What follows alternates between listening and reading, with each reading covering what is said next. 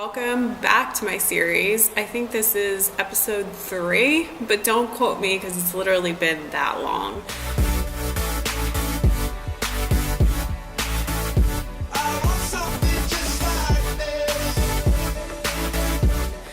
I think it has, and I wrote it down, been about a month since my last post. Of course, I did the 10K calorie challenge, which was so much fun and kind of a YOLO experience for me. But as far as my hormones and everything going on with that, pretty much everything's been the same. I've had weight fluctuations, fatigue, lack of motivation, things like that have been going on, and there's been no rhyme or reason. So finally, rather than keep going to my general doctor, I had found the wellness clinic, which I talked about in my last episode, called Nava. This is a wellness center, so it covers pretty much everything from hormone therapy to acupuncture, chiropractor on staff, gynecologist, everything. So they take more of an integrative, holistic approach, and with treatment, they don't take insurance. So you have to watch out for wellness centers in general and integrative health, even though it is amazing and I highly recommend it. And yes, of course, I was willing to go forward with the treatment regardless of their policies. I did pay out of pocket for the services that I got. With that being said, I had an awesome appointment because my doctor, she was just very knowledgeable and she explained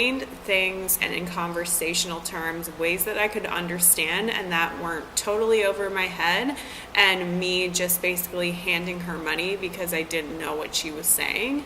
And I've had doctors like that in the past. This center is very different. They explained everything to me before even presenting me my treatment plan and what it was going to cost. So luckily enough, I had Grant with me, so shout out to you, babe, because I could not thank you enough for being there for me and supporting me. And if you guys are going through anything like this, make sure that you have people around you that are willing to support you and that are only there to help and encourage you, because there are going to be days where you are not motivated, and things like weight fluctuation and acne and things like that hormones do directly affect aren't going to make you feel the prettiest always. So with that being said, I was going to go through my test results, which I got this huge chart. Yeah, pretty lengthy, but I'm going to try to lay it out the best as I can for you guys to understand in terms that are relatable and kind of breaks it down in a much easier way. So before my appointment, like I said, I was having the same symptoms: fatigue, lack of motivation, weight fluctuation, and my period still hadn't come. So just to get on the same page and everything, my doctor wanted to make sure that I understood these results and why we were going forth with her particular treatment plan. So before anything, I was able to write down my main goals. So what I wanted to get out of my treatment, why I reached out to Nava in the first place, and what was most important to me. This is huge when you're going to a doctor, because you want them to know what you want most out of the treatment and not what they think is best for you all the time. You want a say in your own health. My comprehensive metabolic panel, which, to break it down for you, measured my glucose levels, my electrolytes, which help balance out the fluid in your bloodstream, kidney and liver function, how my body was using glucose for energy, and how my electrolytes were going through my bloodstream, which is my sodium levels. They were at a normal range, a 9.6 between an 8.7 and 10.3, and my glucose tolerance being 74 out of a 65 to 99 range being the general. So we moved right along to my CBC without differential. Okay, what the heck? I had no idea what that meant. This is basically explaining my white blood cells and how they are protecting my body. So that is their main role in your body, if you didn't know already. This is basically the section where the doctor is able to tell me whether or not I'd be anemic. And this was huge news, good news for me, because back in Portland, I was super drowsy all the time and my iron was really, really low. So that means that since then, which was around last June, my iron levels have increased. I am eating a lot of fish and iron-enriched vegetables, so that was good to hear. But then we came to the section of hormones, which has been the main cause of this whole issue. And where the trouble was starting was in my DHEA. This is where my adrenals lie and where I was getting adrenal fatigue. So I wasn't producing enough hormones in my adrenals. But as far as free testosterone in this section, it was very, very low. And testosterone in females kind of functions differently. This is where it enhances your sex drive, libido, and it influences the follicle stimulated hormones, which the way she explained it was like a row of grass growing. And if that grass is trying to stimulate your LCH and FH levels, which are your sex hormones, it can go one or two ways.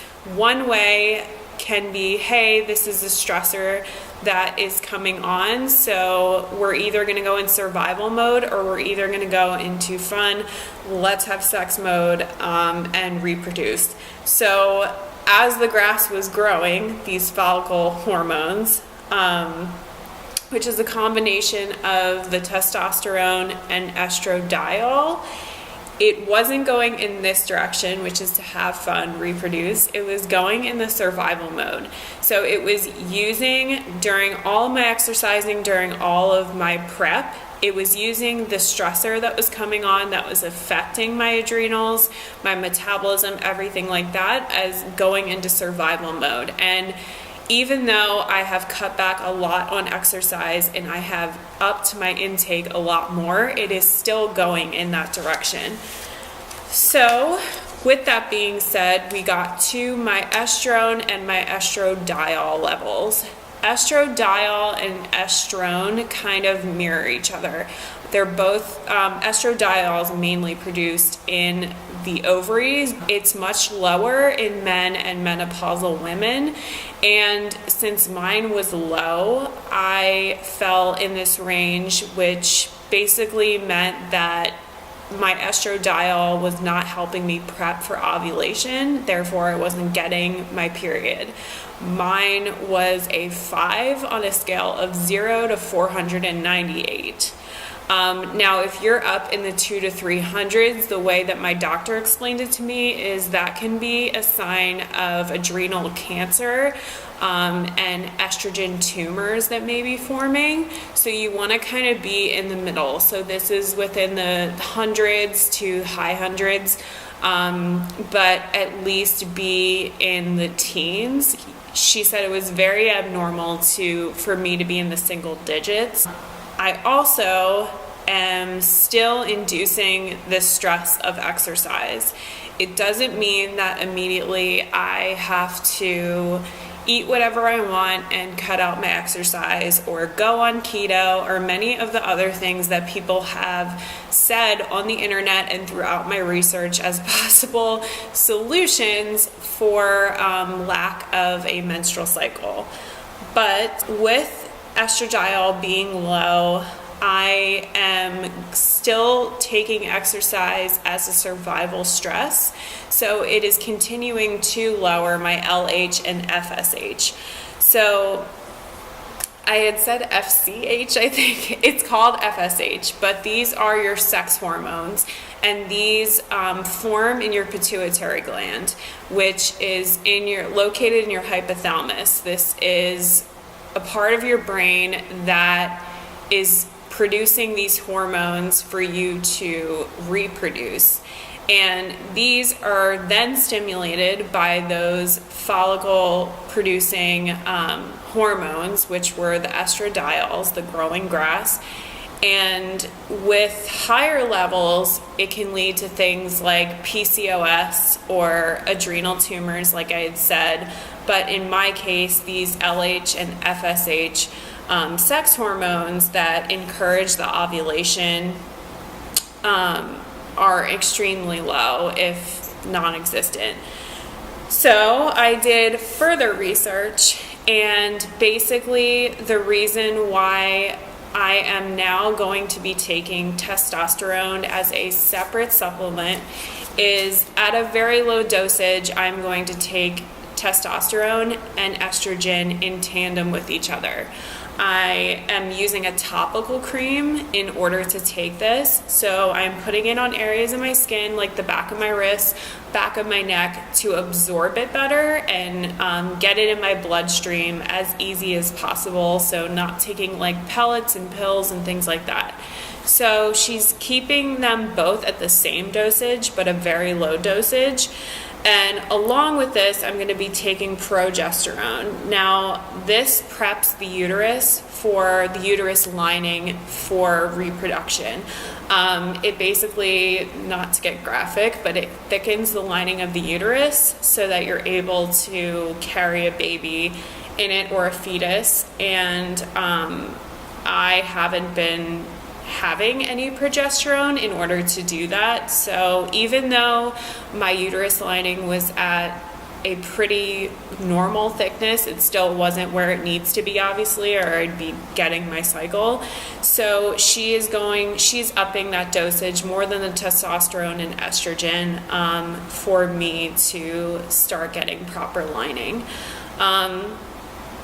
With that being said, in order for the testosterone I'm taking not to turn into estrogen and doubling the estrogen I am already taking, I have to take DIM on top of this. This will basically suppress the testosterone from turning into estrogen and kind of counteracting what I'm trying to do. Also, to treat this crazy issue, I am taking an adrenal support capsule. This will help with the weight fluctuation and just getting my metabolism under control. With that being said, thyroid support just once a day, which will help control my metabolism a little bit and help with my leptin levels, which right now my leptin levels, which controlled my satiety and how often I'm hungry and things like that, it'll go down a little bit. And even though I'm counting my macros, I'm still noticing that my body obviously isn't handling fat and protein the way that it should. Instead of burning it, it is storing some of it and obviously causing me to gain a little bit of weight. So lastly, this was kind of random, but good to know. I am somebody that, other than working as a coach, I am always inside on my laptop and answering clients' emails and things like that, producing content, but being in kind of a muggy environment and not somewhere like Southern California, which one day, I will say it now on record, I'm going to live there. But I am always inside, so I am not getting the vitamin D that I probably could. Even though Grant and I go on walks and stuff, it was still very, very low, lower than the normal level. So she added that as a supplement once a day. Going to an integrative health center, they basically lay out a treatment plan for you, but even though your insurance might cover some of the things that you may list on your claim as applicable to cover, so whatever treatment that you got, lab work, things like that, you're able to submit as a claim. They do lay out this custom vitality plan for you, and it is really nice because it restates the goals that you had listed in the beginning of your visit, which number one for me was to optimize my hormones. So they break down each goal one at a time, tackling each thing into bite-sized pieces so that they're not like, here's all the pills you have to take, go for it. So I was really happy about that. I was happy about how the appointment went, yes, it was very expensive, and going forward it's going to be expensive in general, but I want you guys to just consider that when you're entering these things, when you're choosing a coach, when you're even thinking about competing or going back into a show. I truly believe that the reason why I'm going through all of this right now is because I am still getting over my eating disorder. Physically, even though mentally everything's fine, I could not be better and more comfortable with food. My body is still adapting to me gaining weight in general and having my cycle again. I got my cycle when I was only 11 or 12, and I had my eating disorder when I was 15. So my body really didn't have a lot of time to get used to maturing and having everything basically function the way that it should, as far as developmental wise and hormone wise. So now that my body's trying to get back to saying, hey, Em stopped exercising at a higher rate, and she's eating more, and she's trying to be a girl again, so can you work for me? It doesn't work like that. Your body's just like, hey, this is an extreme stressor. I'm still trying to survive unless I'm told differently. This is like what you've programmed me to do. So my body's really never gotten a break from the disorder to going right into fitness and lifting and competing. And so it was just one on top of the other and not really getting a timeout. With that being said, you can be active and you can incorporate exercise and competing in a healthy way. These are just precautions that I want to help educate you guys on, and make sure that you're well prepared for your next competition, that you can enjoy it stress-free and not have to worry about running into something like this, and maybe help prevent you from dealing with anything like this in the future, competition or no competition. So guys, this has been episode 3. My follow-up appointment is in a few weeks, but until then, anything I learn or come across, I will definitely let you guys know. Comment below if this video was helpful. I hope it wasn't too science-based. I try to break down things for you as easy as I can, but there's always room for improvement.